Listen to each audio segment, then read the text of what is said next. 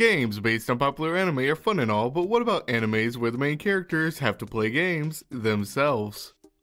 Hello Otaku, Mev here, and get ready to count down the top 10 anime that have to do with playing games. Alright, so to specify what is eligible and can be expected on this list is anything that has to do with its characters playing games. Whether it's card games, video games, and everything in between, it's all allowed. Even if it's playing something as simple as red light, green light. As long as a key part of the series is playing a type of game, then it's all fair game. Number 10, and you thought there is never a girl online. Meet Hideki Nishimura, a high schooler who spends his free time playing an online MMO called Legendary Age. After confessing his love to a girl online, he soon finds out that she is really a he, and after this shocking revelation, he swears never to trust another girl player again. That is, until one confesses to him. What starts out as a meaningless in-game marriage soon spirals out of control as the four online friends decide to meet IRL. Now, face to face with the person behind his 2D waifu, Nishimura and the rest of the party realize that they must help their guildmate learn the difference between the game and reality. Number 9. King's Game: The Animation. The rules are simple: follow the king's orders or get punished for disobeying. That's the King's Game. In this horror series, you'll watch as an entire class of high school students are dragged into a deadly game of Simon Says. That is, if Simon went by King instead and sent out his orders through text. Now, the orders given can range from anything simple like having to kiss someone to something more cruel like voting on who you want to receive a punishment from the king and or having to break your own fingers. Of course, whatever you do, you must try your best to complete the orders given to you by the king, because if you fail, it doesn't just result in losing the game, but also your life. Number 8. The Ones Within. After a handful of streamers beat a game called The Ones Within, they then suddenly wake up in a city known as 13th Avenue. Here, they meet a man named Pekka who explains that they all must partake in a live stream to acquire 100 million viewers, and to achieve this goal, they will all have to play through and clear a series of games referred to as stages in this real-life Let's Play. On that note, the type of games being played vary in objective and genre per stage.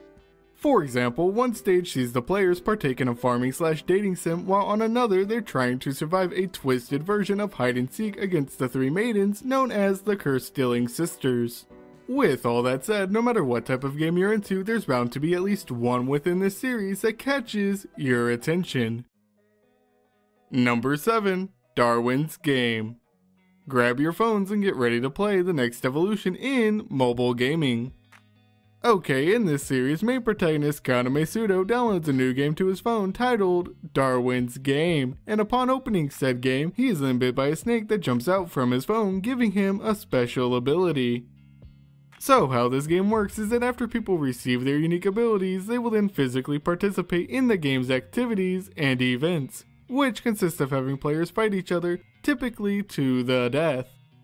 Now, while partaking in this game, a player's phone can be used for many different things, such as keeping track of points, finding other players to fight, and even buying items that can be used in your fights.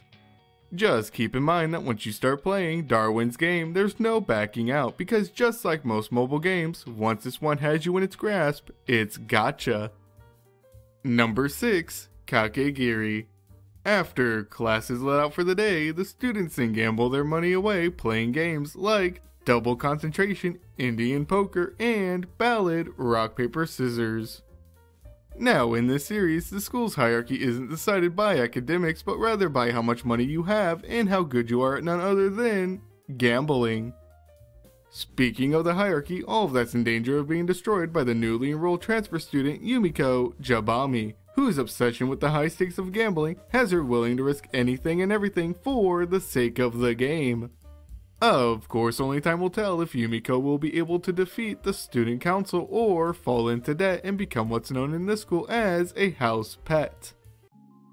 Number 5. Recovery of an MMO junkie. Seeing old acquaintances, making new friends, and even falling in love. All of this and more thanks to playing a game on the computer. This is Moriko Morioka, who, unlike most protagonists in anime, isn't a teenager but is actually an adult in their 30s that decides to quit their corporate sales job to become an elite NEET and get back into playing MMOs. Unfortunately though, the game she used to play no longer exists, so she picks up and starts playing a new one titled Fruits de Mer. Here, she creates her in-game avatar as a young man with blue hair and befriends another player that goes by the name of Lily, who introduces our main character to the rest of the guild that she soon starts to play with. Now, while everything starts out fun and carefree, all of that soon changes when Moriko accidentally has a run-in with a man named Sakurai, who turns out to actually be the person behind her in-game partner, Lily. From there, the series turns into a game of will they or won't they? Will they or won't they end up together, and will they or won't they find out that they actually know each other and have been playing the same game for countless days together? Number 4. Death Parade. Unlike other entries on this list that have to do with its characters risking their lives in a death game of sorts, this series takes a bit of a different approach by having its characters be recently deceased. See, in Death Parade, shortly after dying, people will make their way to one of many bars that are ran by mysterious bartenders known as arbiters, where they will be made to play a game. Now, while the games being played seem like your normal everyday version of, say, air hockey and bowling, they each have an added twist that turns up the heat. For example, one couple is made to play a game of darts, and while the objective is the same, the board is lined up with different pictures of body parts so that once a player's dart hits the board, their opponent will then receive a sharp pain corresponding to the body part that the dart landed on. Along with the added twist to these games, players will risk everything for a chance to be reincarnated, but failure to achieve this will result in their souls being lost in the dark abyss that is the Void. Number 3. No Game, No Life. After two undefeated gamers named Sora and Shiro have given up on the unfair game that is real life, they are then teleported to a new world where all violence is outlawed and the only way to settle your conflicts is by playing games. Now, once in this new world, Sora and Shiro will play against all the other races for a chance to earn the right to challenge God himself to a game. And in terms of playing games in No Game No Life, anything's allowed, from playing classics like Rochambeau and poker, to even a version of chess where your army of game pieces are actually alive with a will of their own. Now, wrapping up this entry, being an isekai has never felt so different, because instead of just following the trends of being overpowered and or in a world with video game mechanics like most other series in this genre, No Game No Life does the opposite, by having its characters be not in a game-like world, but in a world run by games. Number 2. Sword Art Online. This next entry might have started out like an isekai with its characters being trapped inside a video game unable to log out, but one thing's for sure, and that is that Sword Art Online is all about a new way to play. See, rather than just picking up a controller, Sword Art Online has its characters put on a device called Nerve Gear that allows them to fully immerse themselves in whatever game they're playing. Whether it's defeating monsters in Aincrad, the fairy fantasy of Alfheim, or the first-person shooter of Gun Gale, there's something for each type of gamer to enjoy.